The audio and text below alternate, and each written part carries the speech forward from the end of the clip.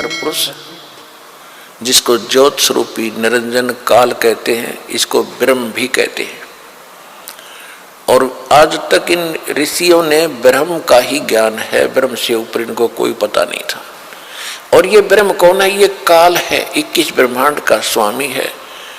इसको श्राप लगा हुआ है 1 लाख मानव शरीरधारी प्राणियों का नित आहार करने का,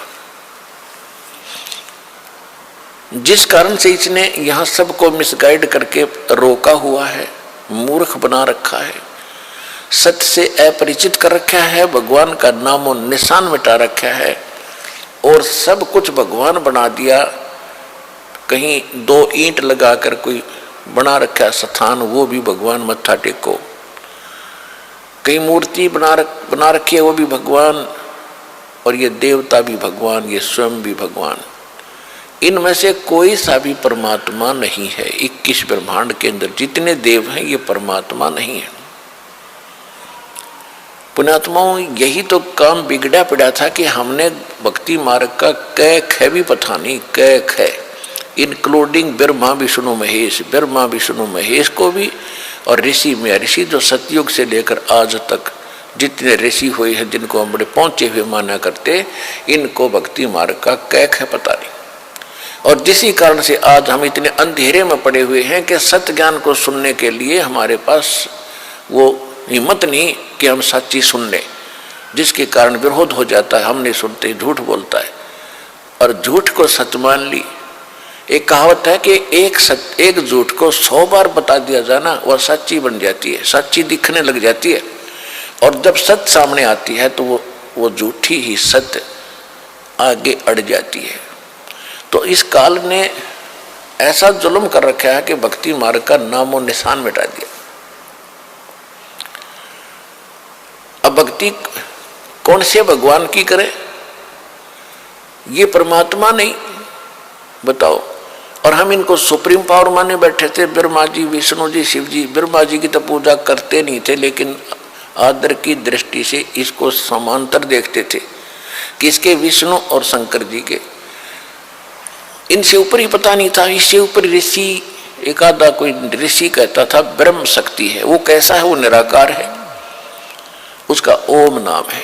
यहां बुद्धि टेकी थी आज तक सबकी, चाहे पवित्र हिंदू धर्म के लोग हैं, चाहे पवित्र मुसलमान धर्म के लोग हैं, वो भी इसी काल निराकार के ऊपर टिके हुए थे। चाहे पवित्र विश्व ये ईसाई धर्म के लोग हैं, ये भी निराकार इस परमात्मा काल से ऊपर बुद्धि किसी की नहीं थी। ये तो परमात्मा स्वयं आए, जो प्रत्येक युग में आते हैं। सतगुरु आए दया करी ऐसे दीन दयाल, और बंदी छोड़ बिरतास का जठ रख नहीं प्रतिपाल।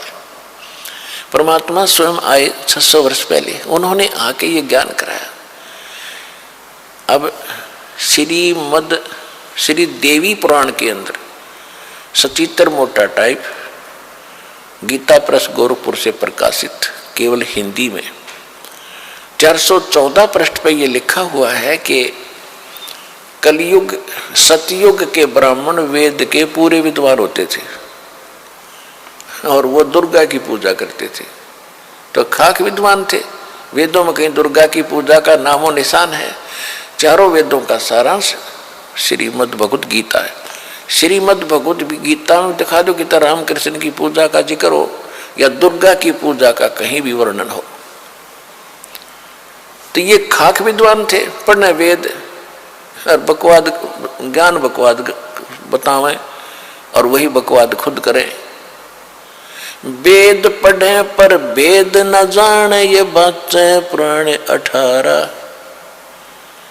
ये पत्थर की पूजा करेंगे, भूल गए सृजनहारा। देवी पुराण में लिखा है कि सतयुग के ब्राह्मण वेद के पूर्ण विद्वान होते थे और दुर्गा की पूजा करते थे। गांव गांव में मंदिर बन जाए दुर्गा का, उनकी यह खास आस्था होती थी। तो मूर्ति पूजा का लठी नन गढ़वा रखे नकलिया ने। वेद पढ़े और बकवाद अपनी गढ़िया करते, अपना दंत कथा लोक वेद बना के वो काल के जाल में सबको फंसा रखा था।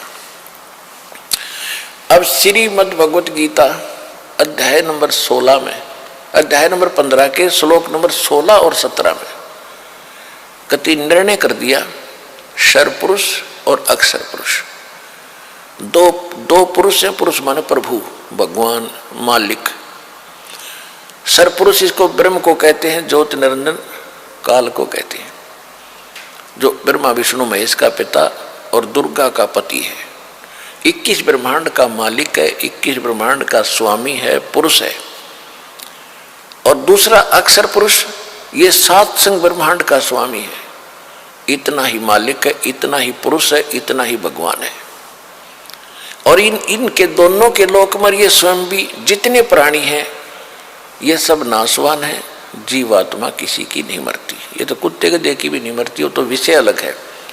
फिर उसमें 15वें अध्याय के गीता के 17वें श्लोक में निर्णय दे दिया कि उत्तम पुरुष है तो अन्य परमात्मा इति उदाहरत है। और ये लोग धर्म अवश्य विवर्ती अवैश्वर है। तीसरे 17वें श्लोक में कहा है कि उत्तम पुरुष यानी श्रेष्ठ भगवान, श्रेष्ठ परमात्मा, श्रेष्ठ प्रभु तो इन दोनों से, सरपुरुष और अक्षर पुरुष से कोई दूसरा ही है। और उसको परमात्मा कहते हैं, परमात्मा इति उदाहरते, उसको परमात्मा कहते हैं। परमात्मा का अर्थ है दुख ना दे, सुख ही दे। तो सतलोक के अंदर जहां से हम आए थे और जहां की हम अब प्रयत्न कर रहे हैं जाने की, जहां को हम जाने की प्रेरणा कर रहे हैं, वहाँ दुख नहीं है, वहाँ मृत्यु नहीं है, वहाँ वर्धावस्था नहीं है, किसी भी प्रकार का किसी वस्तु का अभाव नहीं है। तो कहने का भाव ये है कि उसमें लिखा है कि उत्तम पुरुष यानी पुरुषोत्तम, पुरुषोत्तम तो कोई और है, श्रेष्ठ भगवान को पुरुषोत्तम का, और उसी को परमात्मा कहा जाता है। और तो परमात्मा भी को नहीं, परमात्मा का अर्थ है श्रेष्ठ आत्मा, जो केवल सुख दे, दुख ना दे किसी को। फिर और जो तीनों लोकों में प्रवेश करके सबका धारण पोषण करता है। एक लोक तो हो गया 21 ब्रह्मांड का अक्षेत्र सरपुरुष का, दूसरा लोक हो गया अक्षर पुरुष का 7 संग ब्रह्मांड का क्षेत्र, और तीसरा लोक है सतलोक। और ऊपर के जितने 4 लोक हैं ऊपर, सतलोक, अलखलोक, अगम और अनामी अकेलोक, वो चारों मिलकर एक लोक कहलाता है, अविनाशी लोक है वो सारा। तो इस तीनों लोकों में प्रवेश करके जो सबका धारण पोषण करता है वही पूर्ण परमात्मा है। और जब हम एक ब्रह्मांड की बात करेंगे तो 3 लोक ये अलग हो जाते हैं, पृथ्वी लोक, पाताल लोक और स्वर्ग लोक। ये लोक तो एक लोक, एक मतलब ब्रह्मांड के अंदर ये भी लोक कहलाते हैं। तो जो प्रसंग चल रहा है उसी पर आते हैं। तो इसमें 15वें अध्याय के 17वें श्लोक में कहा है कि वो वास्तव में अविनाशी परमात्मा है, और भगवान उसी को परमात्मा कहते हैं, और तो परमात्मा भी नहीं है। श्री शिव पुराण के अंदर रुद्र संहिता में, रुद्र संहिता के अंदर यो काल जो है, ब्रह्मा विष्णु महेश का आपस में झगड़ा हो गया इस बात पे। भ्रमित होकर ब्रह्मा जी कहते हैं कि मैं सबका रचयिता हूँ, मैं सबका उत्पत्ति करता हूँ। और भ्रमित होकर विष्णु जी को ये भ्रम है कि मेरी नाभि कमल से विष्णु ब्रह्मा जी की उत्पत्ति हुई। और कुछ ऋषि जो साधना किया करते थे समाधि दशा के अंदर, ये काल क्या छल करता है कि अपने वास्तविक रूप में इसने नहीं दिखना, किसी को प्रतिज्ञा कर रखी है। इसलिए अपने पुत्रों के रूप में, किसी को ब्रह्मा जी के रूप में, किसी को विष्णु जी के रूप में, किसी को शिव जी के रूप में साधना काल में दर्शन दे देता है।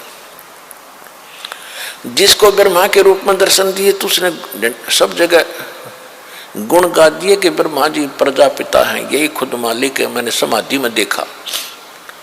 इससे ब्रह्मा जी की महिमा होगी।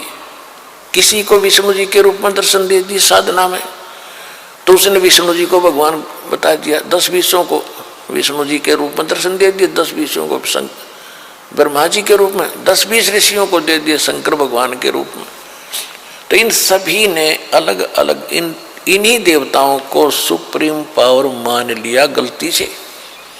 और ये था ये है काल भगवान जो छल छिद्र छल करता है इनके साथ, सच से परिचित नहीं होने देता किसी को। आज तक ब्रह्मा विष्णु महेश को पता नहीं हमारा बाप कौन है।